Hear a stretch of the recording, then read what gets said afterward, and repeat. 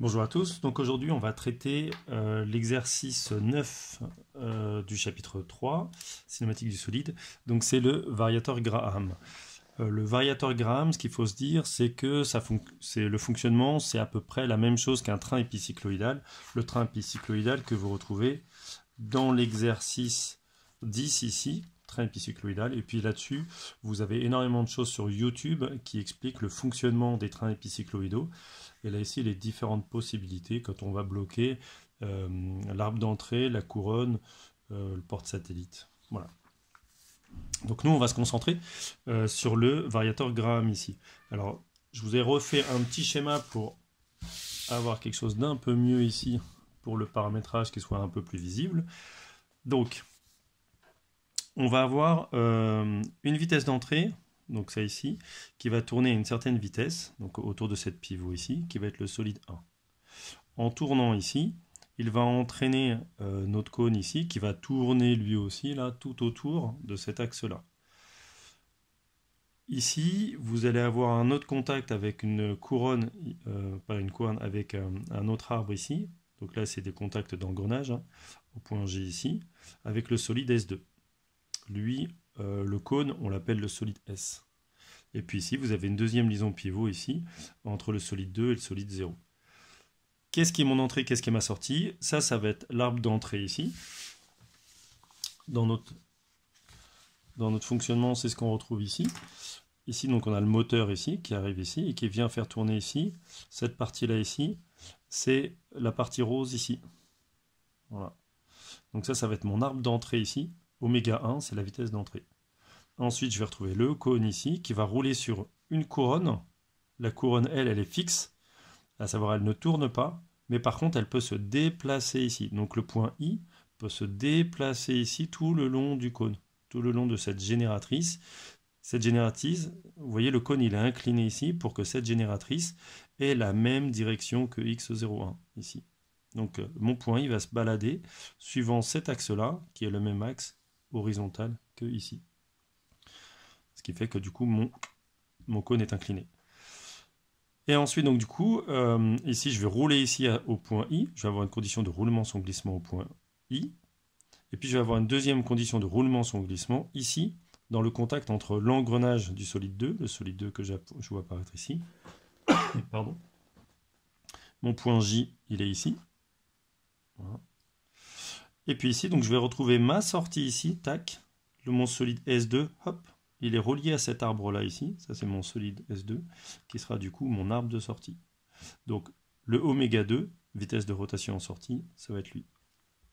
Alors, tout mon paramétrage, je l'ai repris ici rapidement. J'ai une première rotation de cette liaison pivot ici, j'en ai une deuxième ici, une troisième ici, ce qui me donne 3 changements de base. Un premier changement de base entre rose et noir, donc entre 1 et 0, 0 étant le bâti, entre 1 et 0. Lui, on va l'appeler oméga de 1 par rapport à 0, la rotation de S1 par rapport à S0, et il se note oméga 1. L'axe de la pivot, c'est lui, c'est X0, mais qui est aussi X1, puisqu'effectivement, c'est l'axe de la pivot entre 1 et 0. Donc je tourne autour de l'axe X1 et hop, je peux le noter ici, X01 ici. Ensuite, cette deuxième pivot, j'ai commencé par celle-ci, cette deuxième pivot qui est la plus simple, hein, c'est la rotation entre 2 et 0, donc 2 qui est en violet, et puis 0 ici.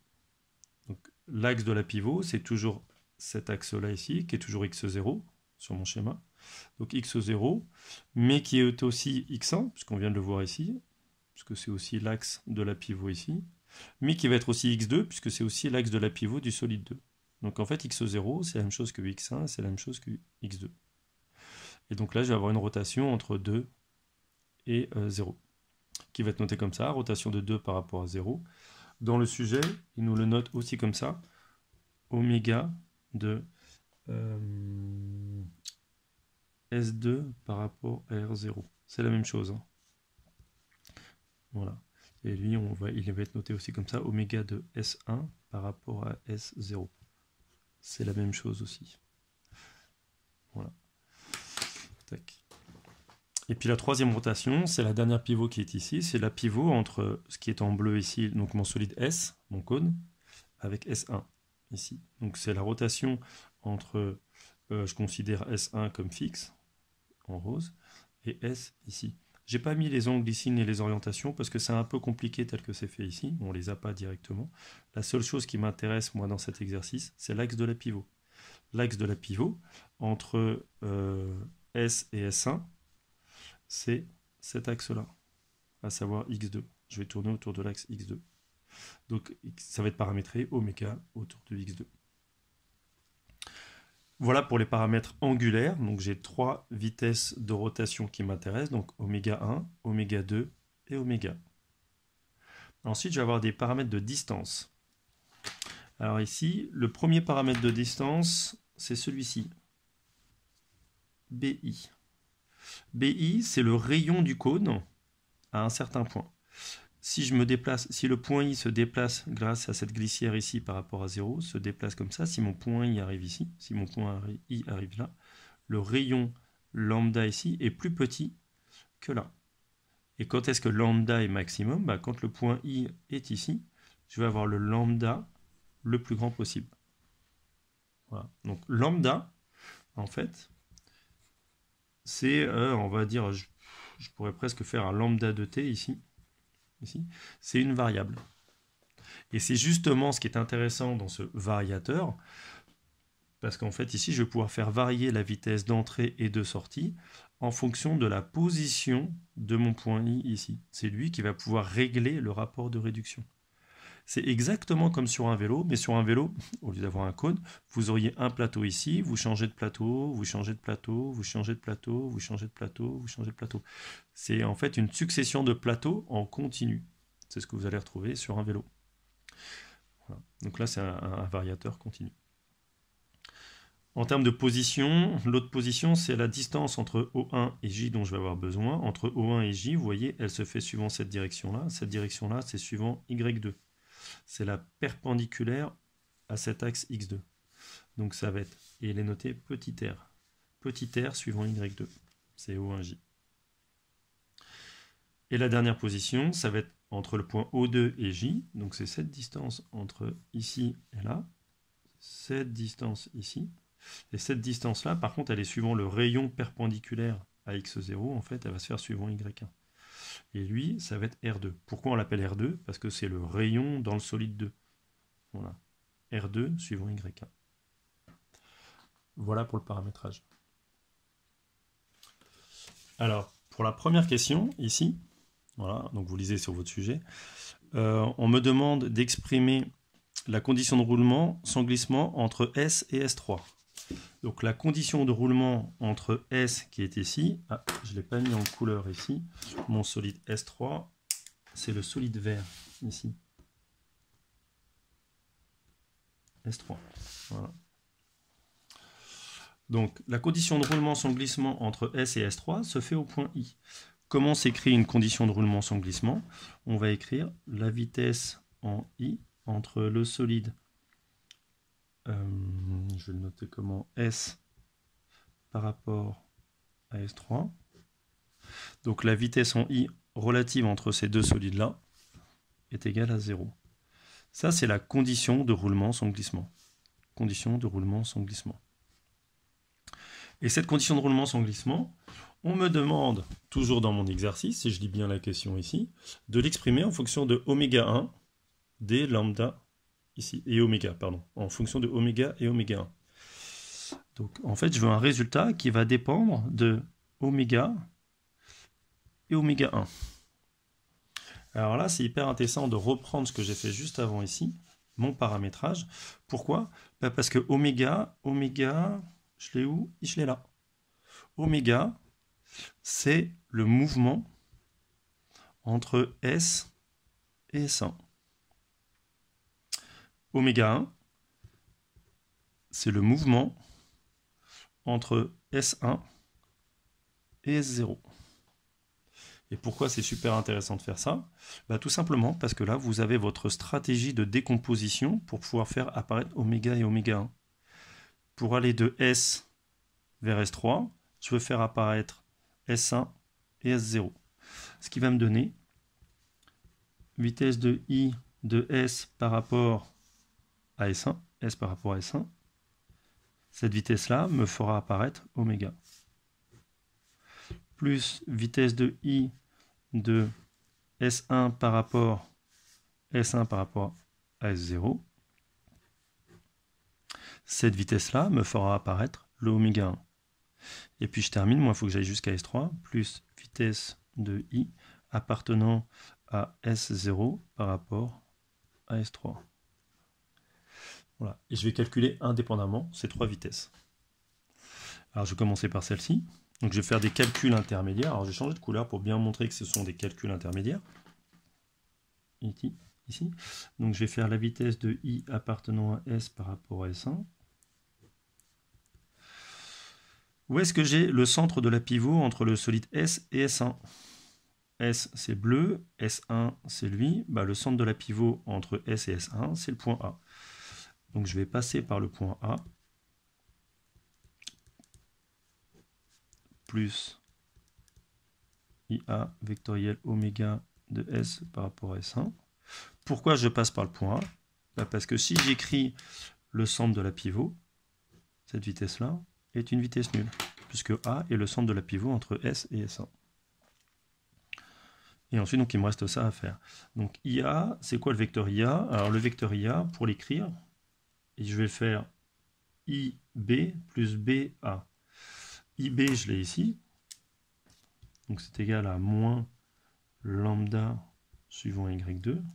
IB, attention, je pars, c'est pas BI, mais c'est IB, donc c'est moins lambda suivant Y2. Et ensuite, je vais avoir BA plus, alors je connais pas sa dimension, mais je vais l'écrire comme ça. BA, c'est pas un vecteur, ou si vous voulez la norme de BA, la longueur, qui de B vers A, lui, va être suivant X2. Vectoriel. La rotation de S par rapport à S1, c'est oméga X2. Donc là, je vais avoir du oméga X2 égale, alors X2 vectoriel X2, ben, ça va faire 0. Donc en fait, je vais avoir simplement du... Alors je vais tout vous écrire, parce qu'on va faire les choses bien proprement. Moins lambda, je ne le ferai pas sur la suite. Oméga Y2 vectoriel X2. C'est le premier produit vectoriel entre les deux. Plus BA suivant X2 vectoriel oméga X2. Donc le produit X2 vectoriel X2, ça me fait 0. Donc tout ça, ça disparaît. Par contre, il va me rester tout ça. Et là, Y2 vectoriel X2, ils sont dans la même base, donc ça va me donner du Z2 automatiquement. Et le Z2 ici, pardon, attention, parce que je vais de Y vers X, je pars dans le sens négatif. Donc mon résultat, ça va me faire du moins par moins plus lambda oméga Z2. Je vais faire ma deuxième vitesse. Vitesse de I appartenant à S1 par rapport à S0. Même méthode, je regarde le mouvement entre S1 et S0. S1, il est ici, S0, c'est le bâti ici. Qui est le centre de la pivot? C'est le point O. Donc je vais passer par le point O pour pouvoir simplifier mon calcul. Donc ça, c'est la formule de Varignon. Hein. De S1 par rapport à S0. L'intérêt de faire ça, c'est que comme O est le centre de la pivot entre S1 et S0, cette vitesse-là est nulle. IO, je vais de I vers O ici.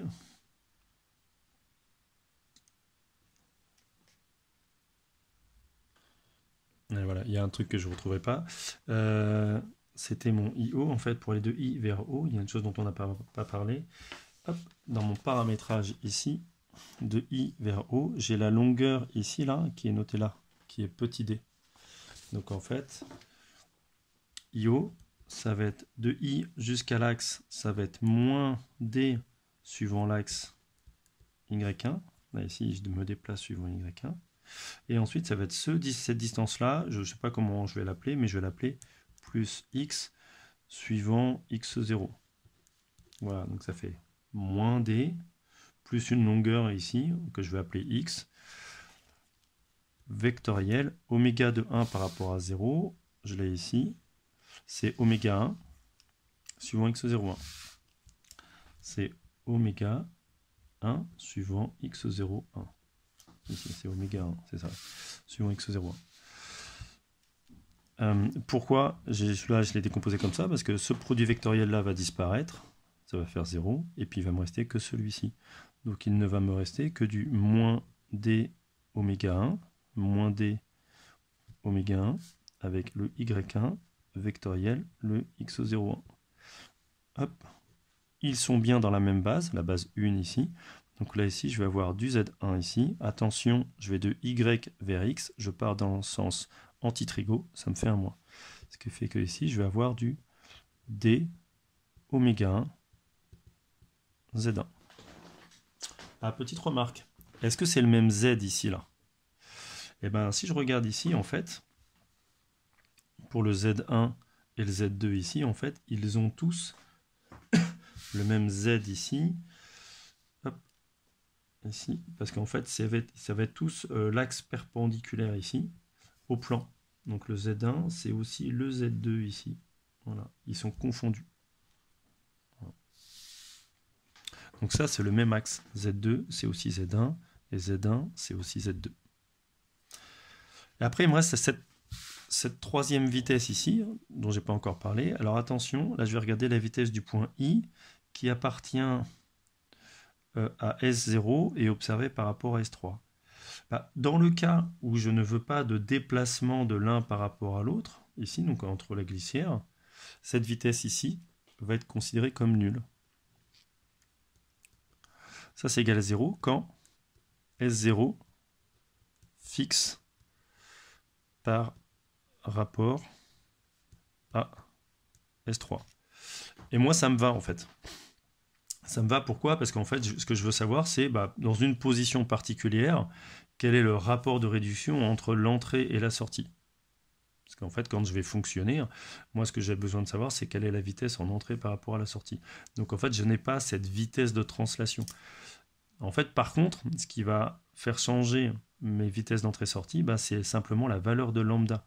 Le déplacement entre S3 et S0 va se traduire par l'évolution du lambda. Le lambda va changer de valeur, à savoir le lambda que je trouve ici. Cette translation, quand elle aura lieu, fera varier le lambda, ici. Mais quand je vais fonctionner, moi, avec mes conditions de roulement sans glissement, cette vitesse-là sera une vitesse nulle.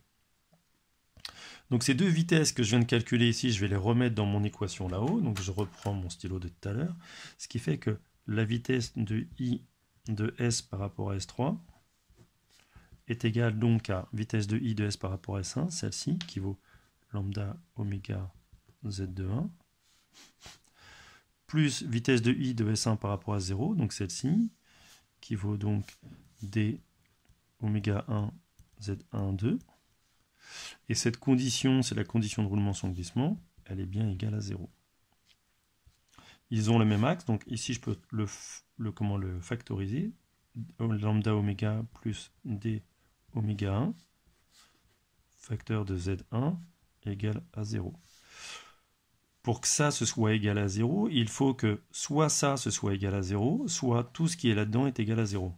Comme Z1 est un vecteur unitaire, ça veut dire que ça, c'est égal à 0.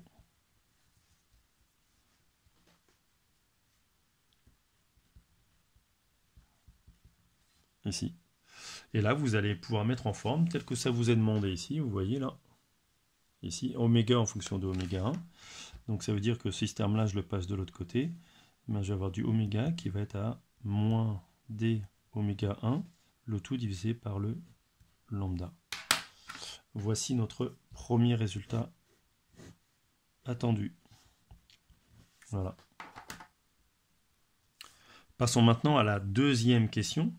La deuxième question va me demander d'établir une relation en fonction non plus de la condition de roulement sans glissement en point I, mais la condition de roulement sans glissement au point J. Donc la vitesse en J, la condition de roulement sans glissement se fait entre le solide S et le solide S2. Donc de S par rapport à S2 est égal à 0. Ça, c'est ma condition de roulement sans glissement. comme tout à l'heure, on va me demander de l'exprimer en fonction d'un certain nombre de paramètres. Donc en fonction des paramètres, alors si je relis mon sujet, donc les paramètres qui m'intéressent, c'est les paramètres de rotation, donc ils sont oméga 2, oméga 1 et oméga. Donc je vais retrouver oméga 2, oméga 1 et oméga. Oméga 2, c'est le mouvement. Je l'ai ici. Hop, je le retrouve là. Hop. Oméga 2, ici, dans mon paramétrage, c'est le mouvement entre S2 et R0. Entre S2 et S0. Oméga 1, je l'ai ici, c'est le mouvement entre S1 et S0. Et oméga, c'est le mouvement entre S et S1. Alors maintenant, je vais utiliser tout ça dans ma relation qui est ici. Je vais décomposer de S par rapport à S2, donc de S par rapport à S1, puis de S1 par rapport à 0, puis de S0 par rapport à S2. Ça va me donner ma stratégie. Donc ma décomposition va devenir vitesse en J de S par rapport à S1. Cette vitesse-là, entre S et S1, va faire apparaître le paramètre oméga. Plus la vitesse en J de S1 par rapport à S0. Cette vitesse ici va faire apparaître le oméga 1. Plus la vitesse en J de S0 ici par rapport à S2. Donc ça va bien de faire de S par rapport à S2 ici. Et entre S0 et S2, je vais faire apparaître le paramètre angulaire oméga 2. Alors lui, je vais le corriger tout de suite, parce qu'en fait, là, j'ai de S0 par rapport à S2, c'est l'inverse de S2 par rapport à 0. Donc lui, je vais le corriger tout de suite pour ne pas oublier plus tard. Ou sinon, je vais générer une erreur de signe. Et ça ne va pas me plaire. Voilà. Donc là, ici, au lieu de mettre un plus, si j'inverse mes signes, enfin mes indices ici, S2 par rapport à S0, S2 par rapport à 0 pour avoir oméga 2, je vais changer, le plus va devenir moins. Voilà. Comme tout à l'heure, je vais décomposer mes trois vitesses, donc je vais faire des calculs intermédiaires. Je vais commencer par celui-ci. Donc vitesse de J de S par rapport à S1. Alors c'est le même processus que tout à l'heure, puis c'est le même processus sur les autres exercices. Le mouvement entre S et S1, il est où? Entre S et S1, c'est lui. Entre S, pardon, je vais garder ça, c'est mieux. Entre S et S1, c'est la pivot en A. Donc je vais écrire vitesse en A de S par rapport à S1 plus JA vectoriel oméga de S par rapport à S1. Donc même méthode que tout à l'heure. Ici je viens d'écrire une vitesse qui est nulle puisque c'est le centre de la pivot entre S et S1. Pour aller du point J vers le point A, je vais me déplacer, je vais faire JO1. JO1, je l'ai là. Donc ce qui va me faire du moins R suivant Y2. Et O1A ici, je n'ai pas la dimension, mais je vais l'appeler comme ça. O1A, donc c'est la distance O1A. Je ne mets pas de vecteur pour dire c'est la distance. Par contre, elle est suivant X2. Donc cette longueur suivant X2. Vectoriel, la rotation de S par rapport à S1, je l'ai ici, c'est du oméga X2. Oméga X2. X2 vectoriel X2, ça va faire 0, il va disparaître. Donc je vais garder que ce terme-là. Moins R oméga Y2 vectoriel X2. Y2 vectoriel X2, c'est la même base, génial, ça va me donner du Z2. Attention, je passe de Y vers X, c'est en négatif. Donc ça va me faire du plus R oméga Z2. Je fais pareil pour ma deuxième vitesse. Ma deuxième vitesse, c'est la vitesse de J appartenant à S1 par rapport à S0. Ok. Le mouvement entre S1 et S0, S1 il est ici, S0 ici, va s'écrire au point O pour faire apparaître une vitesse nulle entre S1 et S0. Donc ça c'est une vitesse nulle. Plus JO vectoriel oméga de 1 par rapport à 0. Alors, donc c'est égal à JO, pour aller du point J au point O ici, bah, je vais me déplacer comme ça. Et cette distance, c'est JO2. JO2, je l'ai. Ça va être donc du moins R2 suivant Y1. Et puis après, je vais avoir cette O2O, là ici, cette longueur-là, O2O, qui va être lui suivant X0, qui est aussi X2. Ça m'arrange de l'écrire comme ça, parce que tout le monde va être dans la base 2.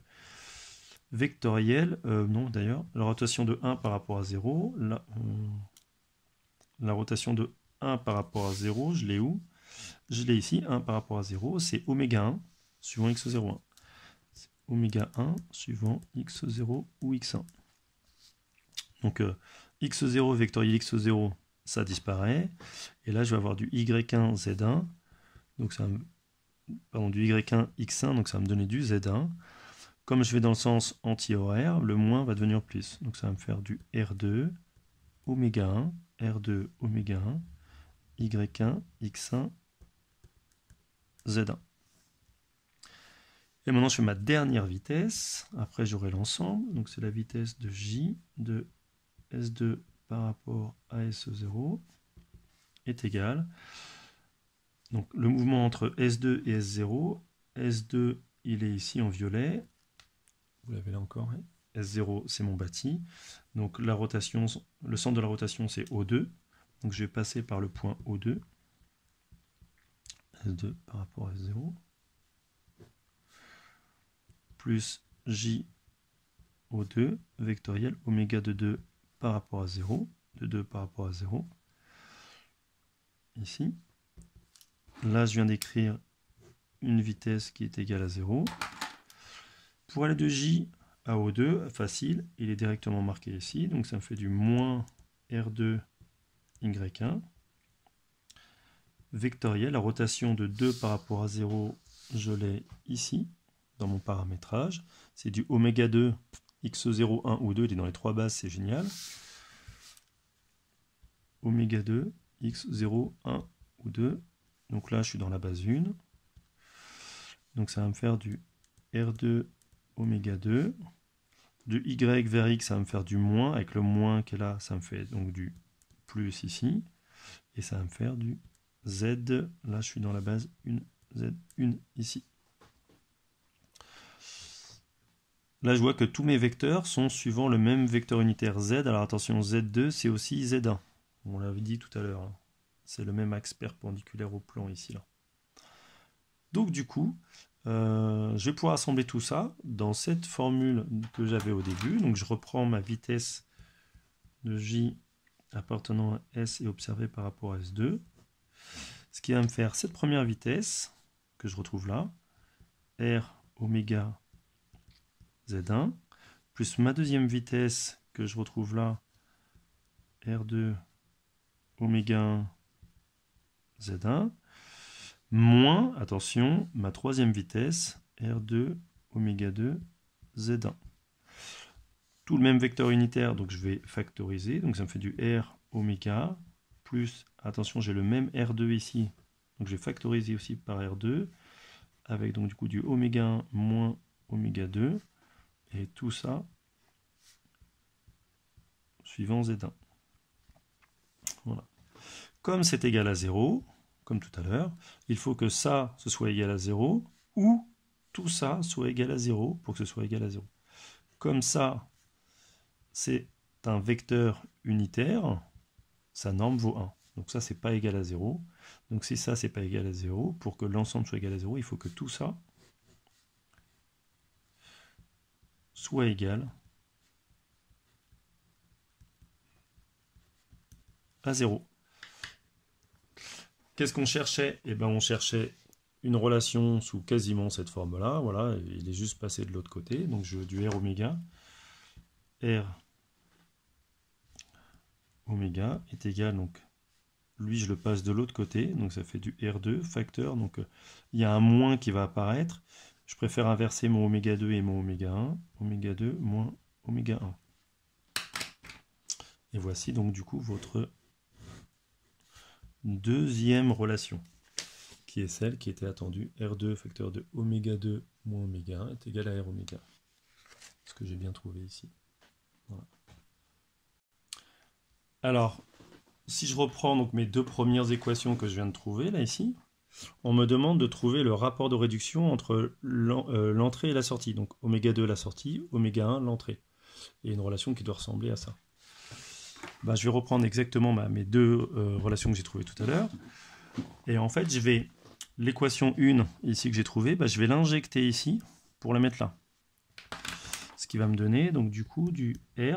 Oméga, ben, c'est du moins d oméga 1 sur lambda. Voilà. Et du coup, je vais extraire toute cette partie-là. Pourquoi j'extrais ça? Bah parce que j'ai du oméga 2 et du oméga 1. C'est exactement ce que je veux.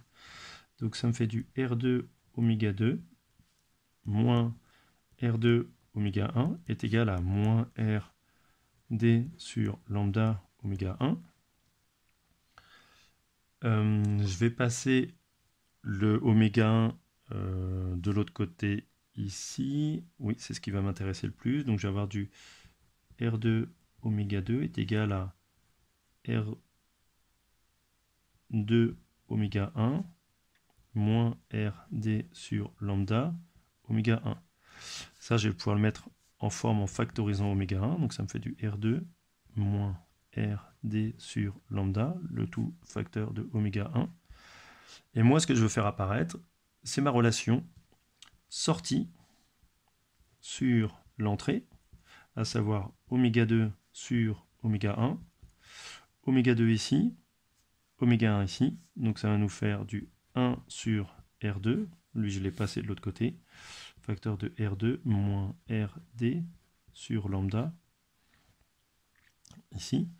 Le R2, si je le fais rentrer à l'intérieur, et ben R2 divisé par R2, ça fait 1, moins RD sur lambda R2. Voilà. Qui est effectivement la formule que je voulais trouver ici dans mon corrigé. Donc moi ce qui m'intéresse, c'est du oméga 2 sur oméga 1 est égal à 1 moins RD sur lambda R2.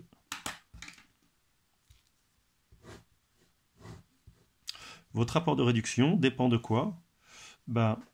Du rayon petit r que vous avez ici, du rayon grand D que vous avez ici, de lambda que vous avez ici, et de R2 qui est ici. Qu'est-ce qui est constant, qu'est-ce qui est variable? Tout est constant là-dedans, sauf le lambda, qui va faire varier le rapport de réduction. Et là, il y a un truc un peu rigolo à regarder. Mon rapport de réduction va avoir un cas où oméga 2 sur oméga 1 sera égal à 0. À savoir, mon système va s'arrêter. Le rapport de réduction sera égal à 0. C'est-à-dire que j'aurai une vitesse en entrée et en sortie. Donc là, j'aurai une vitesse en entrée. Et en sortie, j'aurai pas de vitesse. Parce que là, je vais avoir oméga 2 est égal à 0 fois oméga 1. Donc oméga 1, il aura beau tourner à la vitesse qu'il veut. Ici, en sortie, il sera arrêté. Quelle est la condition pour ça? Oméga 2 sur oméga 1 égale à 0. Il faut que tout ça, il faut que 1 moins RD sur lambda R2 soit égal à 0. Ça veut dire que je vais avoir du RD sur lambda R2 est égal à 1. Ce qui va faire que lambda, si je le passe de l'autre côté, sera égal à RD sur R2.